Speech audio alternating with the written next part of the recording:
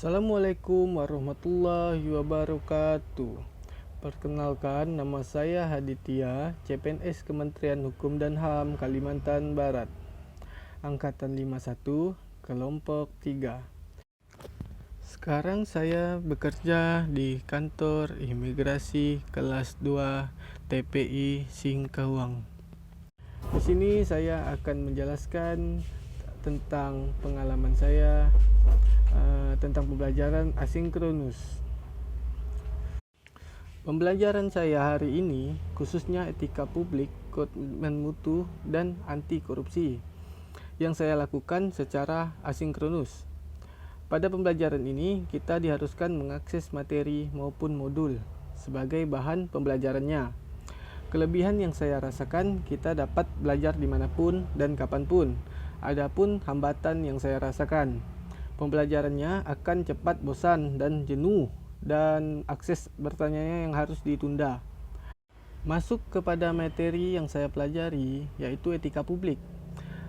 Etika publik adalah mencerminkan tentang norma yang menentukan benar atau salah, baik atau buruk perilaku, tindakan yang keputusan yang merumuskan kebijakan publik, dengan tujuan menjalankan tanggung jawab sebagai pelayanan publik.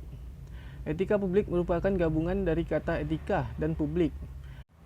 Etika di sini dapat diartikan adalah seperangkat norma atau aturan yang mengatur tingkah laku yang merupakan pencerminan atas baik buruk atau benar salah yang harus dilakukan. Sedangkan publik adalah suatu kumpulan masyarakat dalam suatu tempat melalui interaksi antar masyarakat. Akan terbentuk nilai-nilai yang disepakati dan dianut sehingga akan muncul yang dinamakan adat istiadat. Dalam adat istiadat ini, nilai-nilai luhur sosial budaya dan ketentuan-ketentuan hukum dalam masyarakat terbentuk. Etika publik berfungsi sebagai alat dalam pembantu kebijakan publik dan alat evaluasi, sehingga hak-hak individu terjamin dan dilindungi. Ada juga yang saya pelajari hari ini, komitmen mutu adalah janji pada diri kita sendiri atau pada orang lain yang tercermin dalam tindakan kita untuk menjaga mutu kinerja pegawai.